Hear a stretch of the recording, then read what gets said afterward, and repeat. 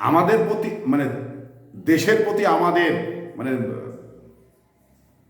দেশপ্রেম আমাদের ভিতরে কিন্তু নেই।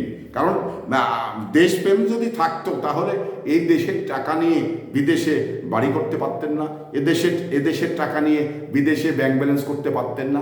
কারণ আপনার টাকা আছে, যদি বৈধ পথে আপনার কামাই হয়ে থাকে তাহলে এদেশে আপনি ইন্ডাস্ট্রিজ করেন, না হলে কোনো মানে জনগণ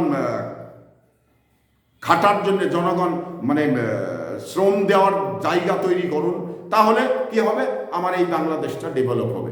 কিন্তু আমরা কি দেখেছি জানেন, এই বাংলাদেশে শুধু মানে হাসিনা 17 বছরে ক্ষমতায় থাকায় এই জিনিসটা আমাদের পরিচিত করে গেল, বহুল পরিচিত হয়েছে।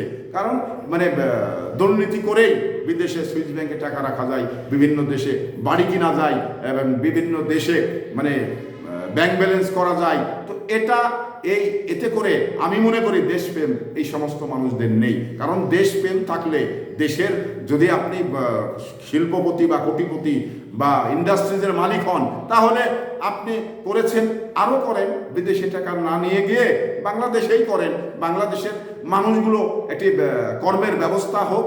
তো এটা কেউ করতে চায় না, কারণ টাকাটা তো অবৈধভাবে কামাই করে।